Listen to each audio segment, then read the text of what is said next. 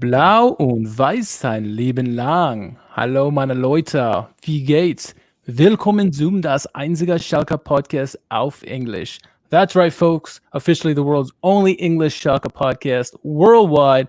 This is episode 93 of SchalkeMerica, and I'm your host, Richard Carmen.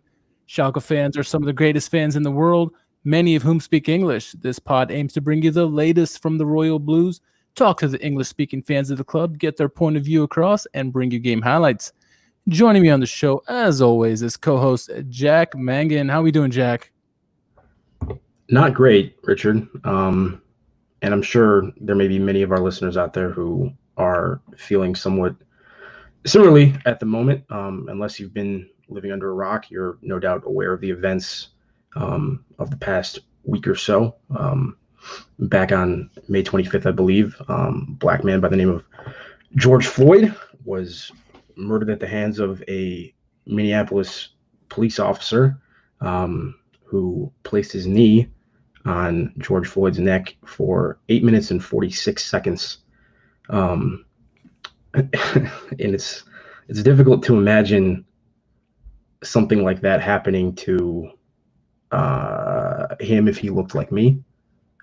If his skin looked like me, but it didn't.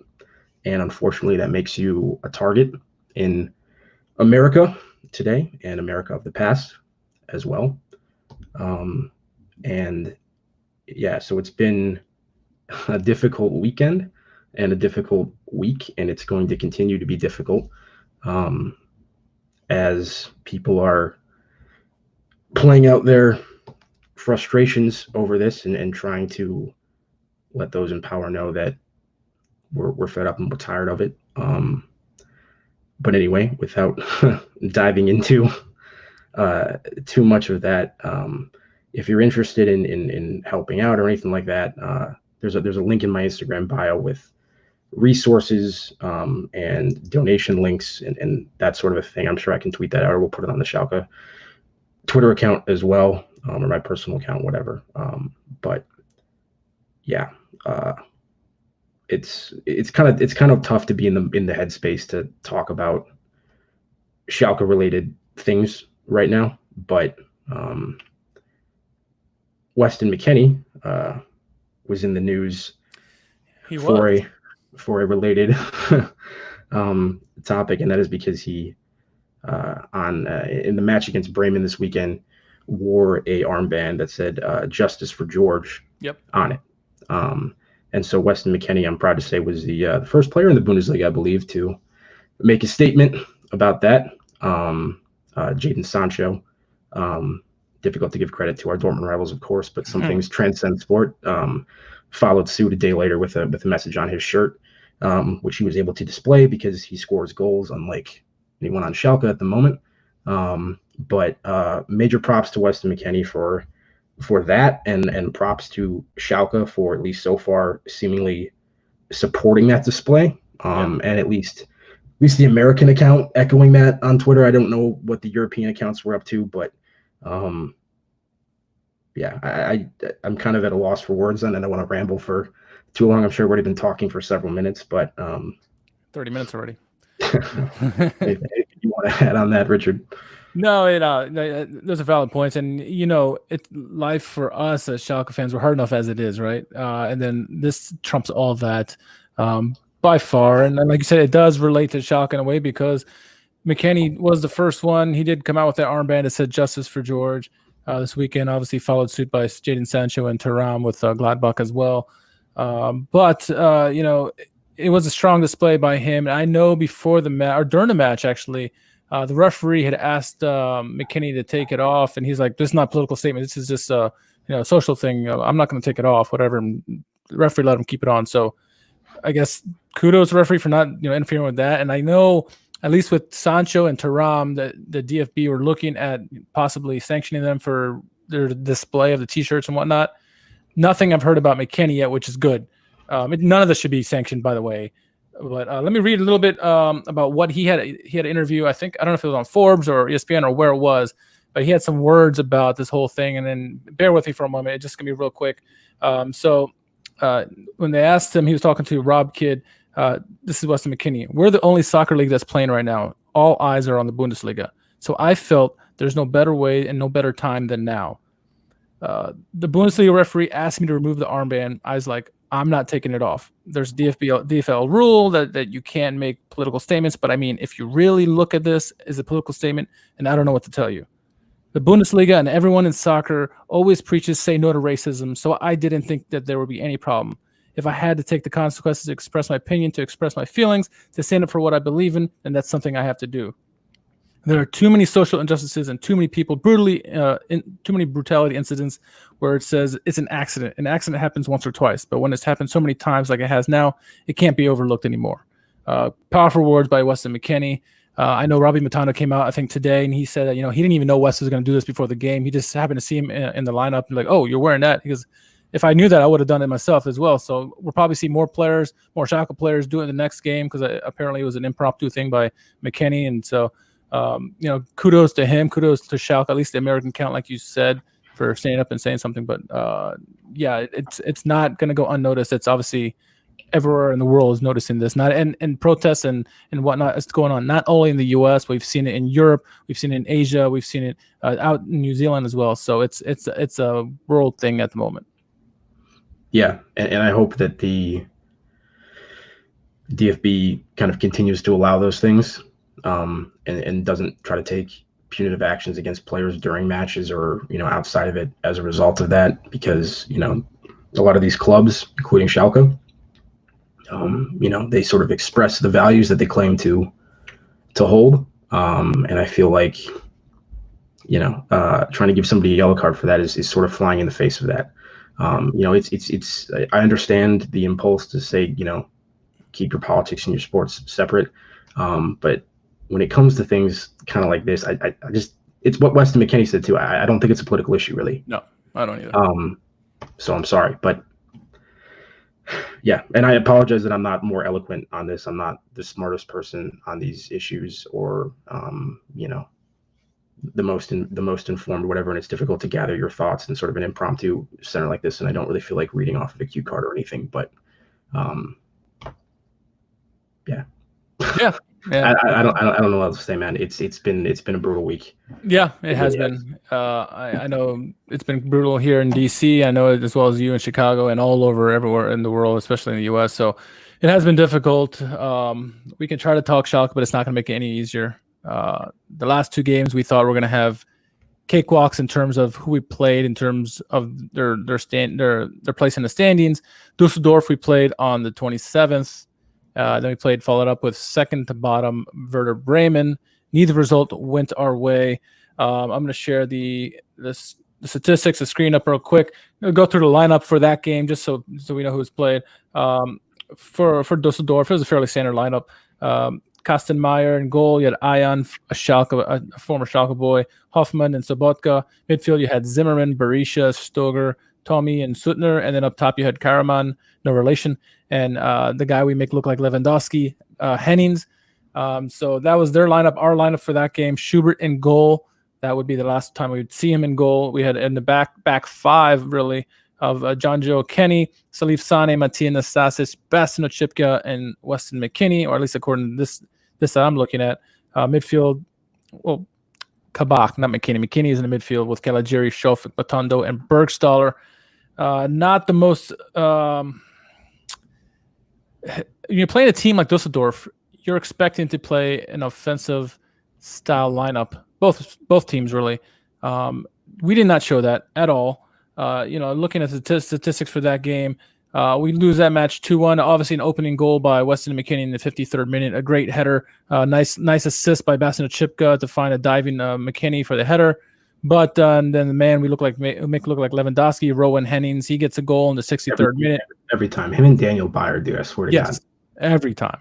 And then that followed up just a few minutes later by Keenan Karaman in the 68th minute to make it 2-1. So we thought that was a pretty bad result considering we had the lead in that game.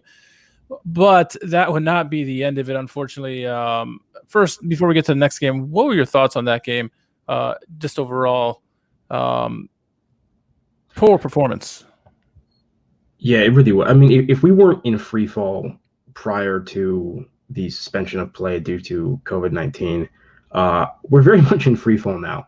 And these are, I mean, the Dortmund game, I mean, it's disappointing on a whole other level because of the fact that it was the Dortmund game. But, you can potentially excuse yourself for shipping goals off to a team like that is as good as they are, and they demonstrated that once again this past weekend. But when it comes to teams like Düsseldorf, Bremen, I'm a broken record, and I've said this a number of times, but if Schalke have European ambitions, these are teams that we need to beat. At least Bremen in their form this year. Bremen is usually a better team than that, or at least has been recently. Yeah. But it was incredibly poor, and it's very frustrating to see David Wagner. He did this on the weekend too, not just in the Düsseldorf game, but he comes out in, I mean, behind the ball, it's a 5-4-1. Yeah, and it changes shape a little bit going forward. I mean, I think in the Düsseldorf game, honestly, I don't even half remember this. I have not done nearly the prep that I would normally do.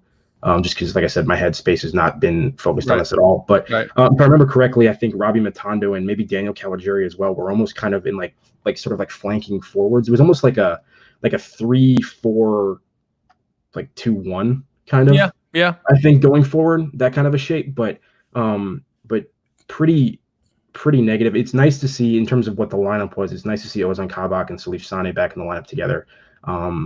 You would think those guys would be able to make a huge impact on defense. That wasn't the case, because somehow we're still conceding pretty poor goals to a team like Düsseldorf. But I mean, I guess once again, this is all broken record stuff. I guess I just don't understand what Wagner's attempting to do here. I mean, the team is struggling to score goals. What have we scored now? 5 goals in 12 games since the Winterpause? Yeah, something like that. Something like that. I think we've scored 5 goals, and I forget how many games it's been. And so his solution to that is, let's play a back 5. Let's throw Bergstaller up top, isolated, and then let's just play long balls. I mean, it is pure shithouse football.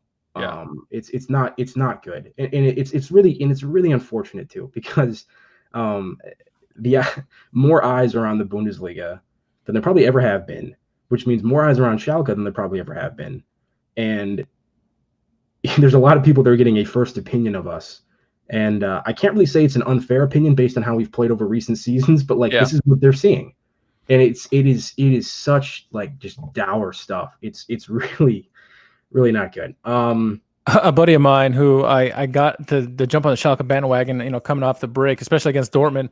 After the Dortmund match, he's like, "Bro, give me my money back. What am I watching?" I'm like, I got nothing, man. I don't know what to tell you. Dedicated listeners of the podcast will be familiar with one Christopher Critty Smith, who is sympathy for the devil. Schalke are so bad right now. He is expressing publicly on Twitter sympathy for Schalke, despite being a Dortmund fan, and the guy that generally gives us a pretty good, joking, ribbing, that kind of a thing. So, I mean, you can tell that. I mean, that's really how bad things have been recently. WESTON McKENNIE, good goal. He was unmarked. I'm not going to get too excited about it. It's honestly the kind of goal that Weston McKennie should be scoring a lot more of. Yeah. The goal he scored prior to the suspension of play, where he kind of ran through some people and got that shot out. It was at Hoffenheim, I think. Do you remember that goal? Yep, yeah, absolutely. I mean, I don't expect Weston McKennie to score a lot of goals like that, right? That's not really the kind of player he is, but he is a player who is very effective in the air, and you would think he would be able to score headed goals like that on a more regular basis. And so hopefully that's going to be a thing. I would like to see that. And, he still has to put it away, and he executed it brilliantly, I think, and made fantastic contact with it. It was a great header, but not particularly good defense by Dusseldorf there. And not a whole else created by us the rest of the game. Jake Carnell brings a good point. Look, and then questions on the screen here. Final possession stats for Dusseldorf game. Dusseldorf 67% of the ball. We got 33%. That is absolutely ridiculous for a team of our standard and their standard. That is ridiculous. They're not Bayern. We're making them look like Bayern. And keep in mind, some of that is going to be a natural result of what Wagner's trying to do on the pitch, and you can tell a lot of that is the long balls and the dump offs and that sort of a thing. And so when you play that style of football, your possession percentage is inherently going to be less, just because it's not a high percentage possession way to play football. But even so, that statistic is a pretty stark difference there in terms of what's going on. Yeah, and like it's embarrassing to have that happen. So if anything was going to go our way, we had that glimmer that we're playing Werder next because they're one of the worst teams in the league overall this season. And look at the lineups in that one. It wasn't much better for us. We came out with Nubel in goal. Well, that's a very contentious situation now in goal. They had a back three of Kabak, Ceane, Todibo. Then you had Kenny and Miranda in the midfield or jumping back, and depending if the ball's in possession or not. McKennie, Schoff, Caligiuri, Matondo in the middle with Gregorich up top.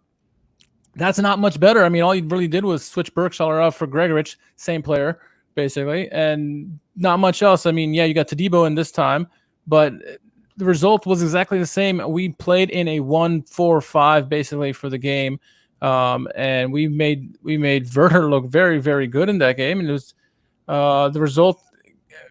It was in proof in the pudding. 1-0. I mean, a great goal by Bittencourt, no doubt about it. But look at the statistics: 58% for Werder, 42% for us. 19 fouls are pretty even. Yellow cards are pretty even.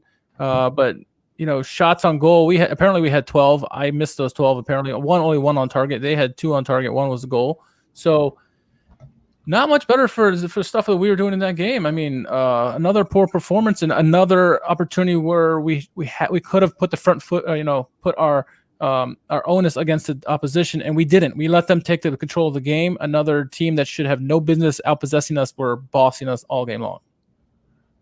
Who would want to be a striker on Bremen? I mean, or Schalke, but I mean, to do all that work up top just to have Bittencourt just take horrible shots. Yeah. Like, and listen, he scored it, and it was fantastic. But like, he does this all the time. I mean, he just takes like wild low percentage shots, and I mean, you're gonna get one every once in a while. But, just another pretty brutal performance. Listen, I'm not really particularly fond of the Weston McKennie Alessandro Schöpf pairing. Neither am I. In sort of holding midfield. I understand the players that we don't have at our disposal right now, the likes of Suat Serdar and Amin Harit and Omar Mascarell, even Stambouli not getting selected or healthy for a while. All these people that potentially would do a better job there, but Weston McKennie with, I think, the sort of the deficiencies that I think a lot of people would agree that he has in his game, which primarily are somewhat technical in nature. I think if you're going to put Weston McKennie in a midfield 2 or like a double pivot, I'm not saying it was a double pivot in this situation, but like if you're going to partner him there, you need to partner him with somebody that is a ball playing defensive midfielder, in my opinion. Yeah. Omar Mascarell can do that job. Stambouli has been that for a long part of his career. And even and I was having a conversation with Renee on Twitter, and he was even saying, I would put Serdar in that kind of a spot too. And even though I think Suat Serdar is better, going forward, even a player like that who's just a better ball playing midfielder would be a good option to pair with him. I just think Schöpf has been super anonymous in these past 2 games. Do you even remember him being out there? I don't. I really don't remember anybody being out there, and really wasn't until the second half. Honestly, that's fair. It's true, isn't that true? Yeah. It wasn't until the insertions of Rahman at halftime and Ochipka, Bujilov came on the 55th, Kutucu in the 58th, and Bergson on the 80th. But there's first 4 substitutions. Once those 4 substitutions came on, there was a new life to Schalke. Schalke looked a little bit better in the second half against Bremen than they did in the first half or the game against Düsseldorf, because they had the younger players. I wasn't thrilled about him just immediately being like, let's just go back to the diamond again, because my 5-4-1 isn't working, because he apparently has no ideas besides the diamond. Anyway, but the point you make is valid. I think he basically said, I have 5 substitutes at my disposal.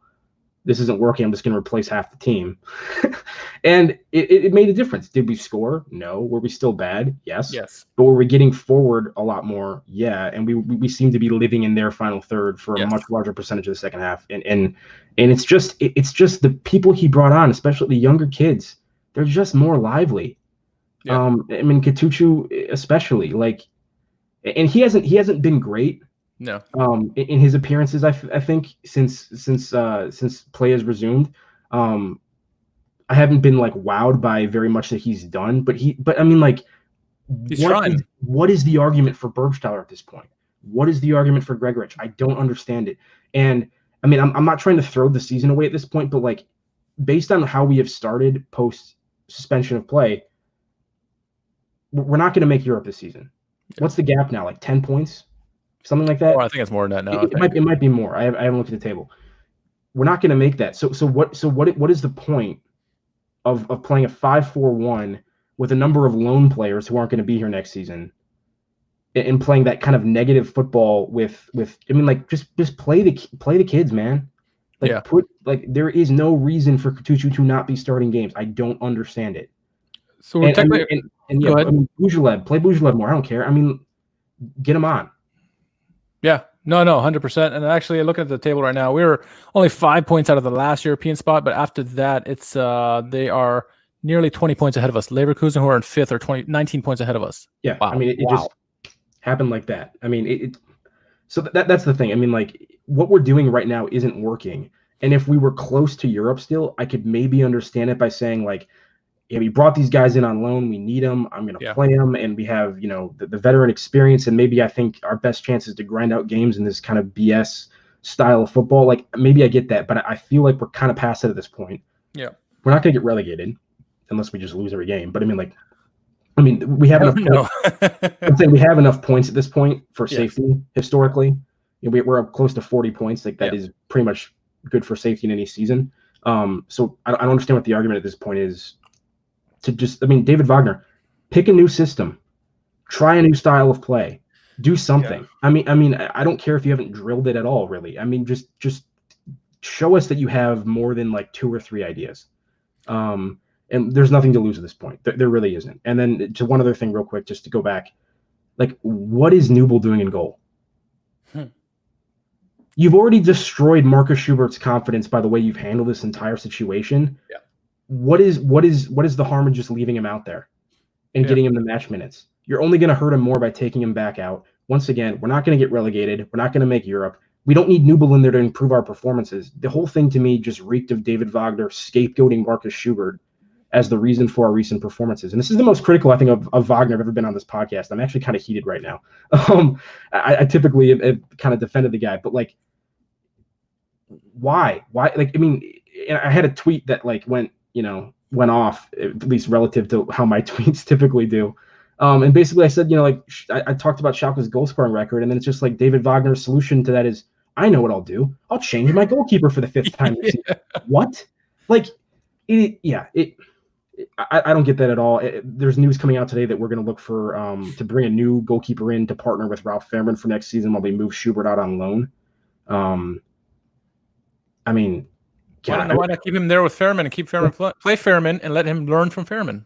I feel bad for Schubert. He was playing fantastic at Dresden, and we plucked him out of that and then put him in a bad situation, and then have just completely played games with his confidence by taking him in and out. It's like we do with Twiker too. Remember? Twiker's had more opportunities than he had, but same thing. He was doing well at Nuremberg, and then or Skripski. Yeah, anybody else? Schalke just like to just destroy and part of that's just because we tend to recently, because of financial issues, we're buying a lot of players from the Zweite Bundesliga, and maybe some of those guys weren't really going to cut it at the next level anyway. Yeah. But it certainly seems like we have a habit of derailing people's confidence. So unfortunate, another brutal performance, another loss, and it's frustrating to see David Wagner continuously put the emphasis on individual mistakes as the reason for these results. I'm not saying that players aren't making individual mistakes. Players have made plenty of individual mistakes. The goalkeeper situation is almost entirely a result of the individual mistakes that those 2 goalkeepers have made over the course of the season. But David Wagner needs to take some personal responsibility, and I think that would buy him some credit with the fans if he actually comes out after a bad performance and say, I am not doing a good enough job with this team. This is a coach, keep in mind, a manager that came to us with a reputation for maximizing what he had on the pitch. Hey, I can pull really competitive performances out of a team with no resources. Schalke have more resources than Huddersfield. Yes. Where is that success? Is it just another case of Schalke being a chaos club and just ruining another coach? I do not understand it, but like, where is the football that we thought David Wagner was going to play, or that we were playing a little bit earlier into the season? And that goes back to my question I had a couple of weeks ago, is that, we were playing not even pressing. Well. We're not even pressing anymore. We're not doing anything. We're not doing anything. Well, everyone's like, David Wagner's great in the Schalke, but they're hardworking pressing. Like, we're not even doing that. No. We're just sitting behind the. It's terrible. Go ahead. Sorry. Yeah, and offensively, our guys are just standing around. They're not pressing, like you said. They're not moving around when we have the ball. They just stand there hoping to get the ball, and then they can do something with it. You're not going to do anything with it. You watch any good club, any good scoring club, everyone is moving in the front end and the final third of the pitch, trying to get open, trying to create spaces. No one is doing that right now. And, you were talking about, let's just put in a goalkeeper. It'll solve all our issues. We've had one goal this is in our fourth game now. We scored one goal since we've been back from break. That's obviously not the goalie's fault. Yeah, and like you said, we're ruining Schubert's mentality right now and putting in Nubin and all that stuff. It's frustrating. And yeah, and I don't remember if it was you on Twitter or if this is the announcers in the game. It's been a crazy week, as you mentioned, with everything that's going on here in the U.S. But somebody mentioned that, and I apologize, whoever it was. Maybe it was you, Jack. But you were saying, why are we playing the low knees and people who don't even care at the moment? Why aren't we playing the young guys who are going to try? As we saw when Rahman and Bujaleb and Katucci all came in the second half. They look better just because they were trying harder. All these low knees. Why even giving them minutes? Why is Miranda getting minutes? Why is Todibo, even though we like Todibo, why is he getting minutes over somebody who, who's a... we're not buying Todibo. We don't have the money for it. We know that. Right. He's gone. So why are we playing them? I don't know. Put Timo Becker in. I don't know. Put the whole Canopy in there. Come on. There's not a whole lot you could say about it. David Wagner continues to demonstrate, at least by what we're seeing on the pitch. And once again, I understand it's easy for us to criticize when we know very little about what's actually happening. And David Wagner has forgotten more about soccer than I will ever learn. But it's very frustrating when he continues to demonstrate a lack of ideas and a lack of interest in rotating the selection or giving chances to the guys. And it's not even like give a chance to the youth for youth's sake. It's give a chance to the youth because it's better. Like, Ahmed Katucu is better. It's not, he's a promising young Kapashmita product, and we need to let him get experience and grow. It's like, no, he doesn't need experience. He's already the best striker we have on the team right now. So I think Phil Bonnie or maybe it's our buddy James Thurgood said it that, Katucu is our best attacking option at the moment. Why aren't we playing him? Absolutely. My buddy Mr. Boblex, he asked the question, are the goalies facing too many shots? No, they're really not. And we don't understand why Mr. Wagner isn't playing the young players, playing for the future. We're just, like you said, there's no way we're going to get relegated at this moment. I mean, it has to be some kind of crazy things going on that have us get relegated. It's very unlikely. So just play your youngsters, let them get the minutes, the experience that they need. This is obviously a crazy situation already with the pandemic going on, and just let them play.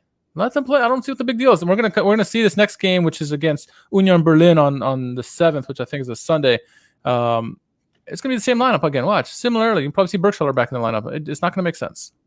I haven't looked at Wisecout or anything, so the data I'm using is from Yahoo Sports, and I don't know where they get that from or how accurate that is. But 6 shots from Bremen on the weekend, 2 on target. Yeah, and we lose 1. It's not that. Although I will say, as far as facing shots goes, as much as I defended Schubert, I do think one of the deficiencies I've noticed in his game is that he seems to have a difficult time in situations where he can't catch a shot. He has a difficult time clearing it from danger to the sides. Was that the Henning goal against Dusseldorf where he? Yeah, I think it was one of them. He parted right back into a dangerous play and it ended up scoring. Well, I mean, slow reactions on that one from the Schalke players. A lot of people that were just kind of watching that happen. But yeah.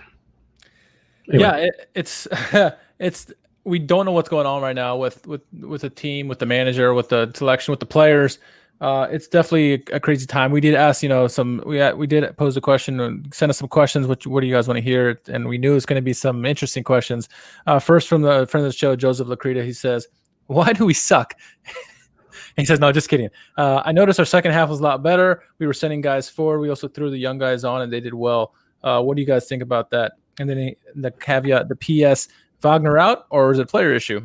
We kind of did talk about, the players.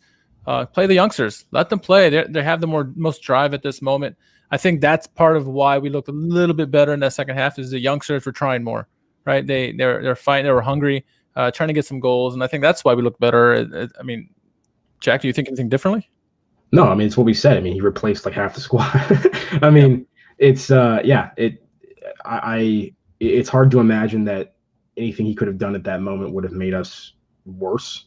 So yeah, I mean I agree with the take there that we definitely got better in the second half. And as far as the Wagner out question, if Drizzle is asking right now, no, I would say no. I don't really see what the point of that would be. Yeah. Unless you're just particularly fond of Hoop Stevens and want to see him again for some reason, but yeah, I don't see any point in making that change at this point in the season. But as far as going forward into next year, I don't know, man. Yeah, I mean, I was optimistic about this one, man. This is what happens with Schalke. It's a revolving door of managers, and it's just it's a backroom stuff. It's a players on the pitch. It's a revolving door all the way around. I think Lane Plummer said it a week ago or so. It's the same thing. If we get rid of Wagner, especially during the season, it's just continuing the problem of a revolving door, and it's not solving anything. And I do want to see him stick out the season. If they somehow turn it around, maybe we got a chance for next season. If he drops majority of the remainder of the games, yeah, maybe it's time to look somewhere else. I mean, I don't know. It's getting tougher and tougher to support him, as you said. We've been very, very much behind him, through most of the podcast this season, but it's getting harder and harder, especially when he's doing the same thing over and over again. It's madness. It's insanity. It's like the reason we were also optimistic about this is I don't know why I pronounced optimistic, but syllables. Yeah, right. I drew you up. No, that's my fault for speaking weirdly. Anyway, part of the reason we were so excited about this hire and thought that it was a good hire was so one, obviously former Schalke player, okay, coached in Germany, so he has that whole thing going for him. But the style of play, it's a hard-working style of play, which very much fits the ethos of the club and what the supporters respect.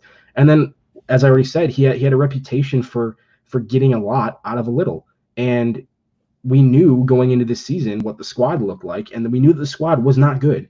It was not good enough. And so I predicted that Schalke would finish, I think, I forget off the top of my head now what it was. It was either 10th or 11th. Yeah, I think you said something around there. Preseason. Now, earlier in the season, we were surpassing those expectations, and there were times in we looked pretty good.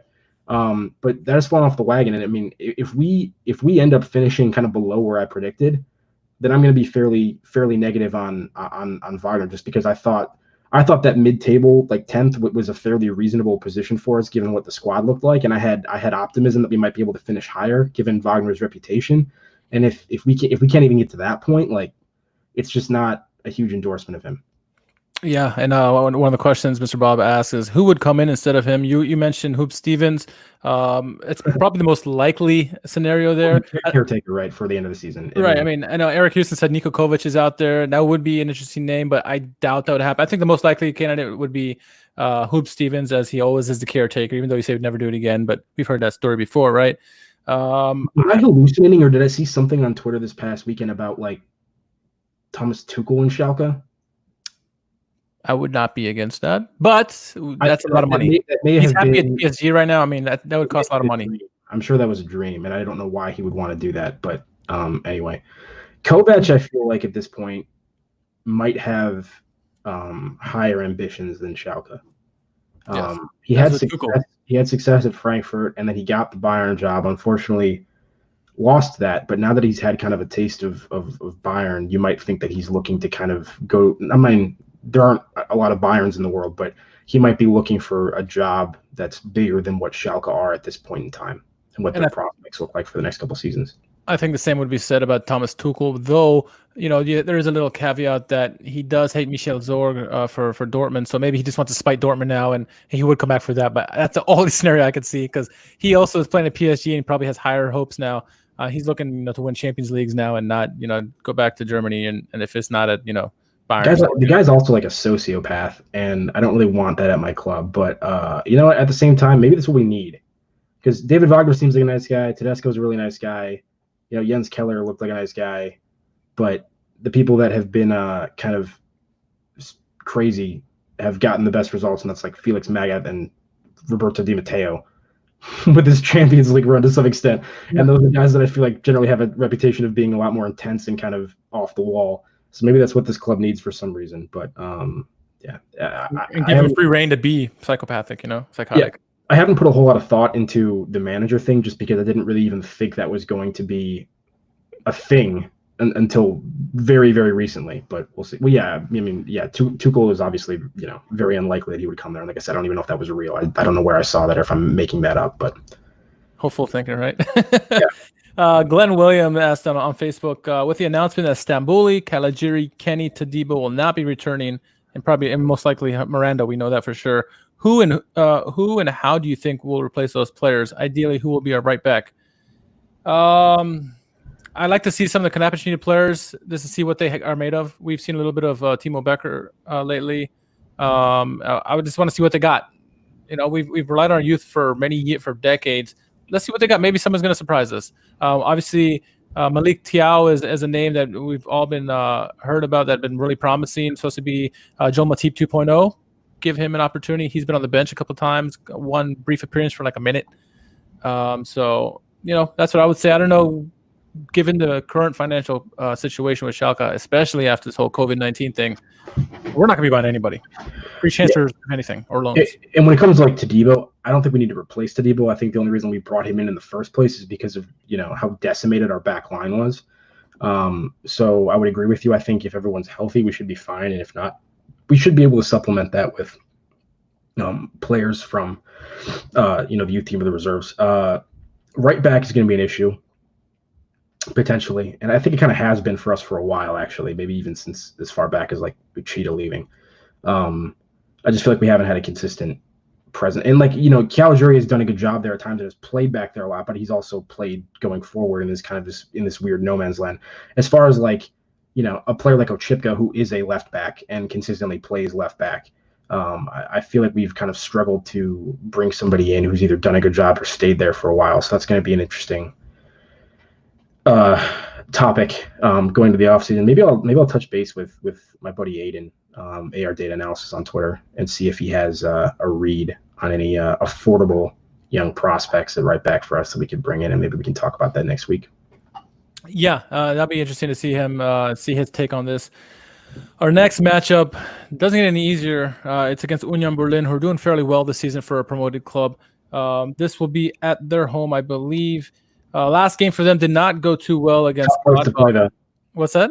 Tough place to play, though. They've gotten results there against like Dortmund and a number of other teams this season. So Bayern, they played well against. Yeah, they took down Freiburg there. Yeah, they're very good at home. The one thing that's in our favor slightly, if anything, is that there are no fans there. Those fans can be really pressure cooker there, and it's really a really daunting place to play. It's a fun stadium to watch games at, or to watch on TV at. I haven't been there yet, but yeah, it's going to be a difficult game. They're far better at home than they are on the road, considering they lost 4-1 to Gladbach last game out. So they're going to be looking for to knock that bitter taste out of their mouth, and we're struggling to score. I know Schalke UK, their Twitter page there, we always have a good chat with them. They made a prediction there about how our results would look, and at least how many goals we'd be giving up. It started with 4 with Dortmund. He said, 3, 2, and 1, and he's been right so far. Nostradamus. So Nostradamus, maybe he's calling for a 0-0 game against Union Berlin, because we're not scoring goals lately. So, what do you think is going to happen in that game? It's, like you said, it's a tough place to play. No idea. Yeah, I can pretty comfortably say that the lineup will probably be similar to what we saw. It'll be Gregoritsch or Burgstaller. And I'm sorry I don't have more insight than that, but like I honestly don't know. Well, we can't read Wagner. We don't know what he's going to do. Or we do. He does the same thing. Is it possible that we could randomly show up and put in a performance like we did against Gladbach with like a similar team selection? Yeah, I guess. I mean, but you find that likely given how things have been going? No. So, I mean, I expect Union Berlin to be very much capable of being our match in that game. Yeah. And, potentially beating us. So we need to score a goal to have any chance in that game. I think they will score at least one. Tends to be the case usually. Yeah. Well, that's true. That's usually how this still works. And you play to win the game. Yeah, you play to win. Yeah, it's just haven't done a good job of that recently. And if you're not doing at least that, you're gonna be in trouble. I mean, one goal is not gonna. I mean, Dusseldorf. It wasn't enough against Dusseldorf, right? No. Could have been enough for something against Bremen, but you can't bank on your opponents you know, scoring 0 or 1 in pretty much every game. So you need to turn up the goal production for sure. Yeah, we're gonna probably score like 5 goals now out of the blue with Bergstaller or something. I would be happy to be wrong. Yeah, me too. I would love to see a lineup just, with all the youngsters in it starting up and to see what happens, and then watch them get a performance and then get a result, and then we go back to the same old. What if Bergstaller scored 5 goals in 8 minutes and beat Lewandowski's record? We'd get him on the show as soon as possible, I guess. I mean, especially if Phil Bonnie was on the call again, that'd be fantastic. Jake Parnot says, "I'll bring back Rafinha for right back. I miss those good old days." Yeah, if he'll leave Bayern, is he even there? Where's he now? Is he retired? I don't know what the heck happened to him. That's what I'm saying, though, is like I feel like around the earlier part of the decade, we had that position was fine. We had Rafinha and we had Uchida and everything. And then I feel like since that's just been a position that we've never really locked down for any significant length of time. And the people we've seen, I mean, like Sasha Rieder being on the squad, like, come on, like at that point in his career, really ever. Junior Kaisara, if I'm pronouncing that correctly, remember him? Yeah, oh yeah. Like, what was that? Like, I mean, it just, and so I said, like, I mean, we're bringing in Kenny on loan just for this season. That's not even like a permanent player. And then Caligiuri's kind of been swapping back and forth. It's crazy. Rafinha is a Flamingo, according to Eric Houston. Thank you, Eric. That's good to know. I wasn't sure if he was gone or still at Bayern or what. So Flamenco or Flamingo? Flamenco. I don't know. Maybe he's dancing. I don't know. Who knows? Is it Forward Madison FC? The Gomingos? Forward Madison FC, the Flamingos? Is that where you're at? Yeah, that's exactly where he's at. Madison, Wisconsin. That's all I got, and all I really want to talk about tonight. I mean, isn't that a bird? It is a bird. That's where he's playing. He's playing with his bird there. Yeah. I'll stop right there. We're going off the rails here. Anything else you want to talk about tonight? I mean, not much good to talk about with Schalke or anything else at this matter, but not really. We're at about 40 minutes right now, and less than 40 minutes has been spent on Schalke, and I think that's probably too much as it is, given how things have been going. So let's cut it there. All right, well, that wraps that one up. Keep tuning in each week as we bring you the latest from the Royal Blues. We want to thank Schalke for providing tidbits on our podcast today. If there are any topics you would like us to discuss, continues to send them to us at tweet at SchalkeMerica or on Facebook or on Instagram. We want to give a good shout out to our good friends at NBC4 Nashville. Messing that one up, Jack. Where can our followers find you on social media? JM Mangan, JMMANGAN on Twitter. Got it right. Got that one right. Last time I butchered that, I think twice in a row, was it? Yeah, I just could not say it. Got the wheels back on this time. Like I said, link in my bio on Instagram to resources and donation links if you want to help out in this current situation. My Instagram is Jack_Mangan. Like I said, I'll probably tweet something similar out on Twitter if you already follow me there and it's easier. So yeah, we'll make sure to send out that link. It's an important cause, important thing to get behind in the right reasons, and doing it in a way that will actually make an impact. So thank you, Jack. As always, you can find me at R_KHARMAN on all your social medias. Until the next time comes, my friends, stay ready, stay well, stay safe, and we'll see you soon. Tschüss.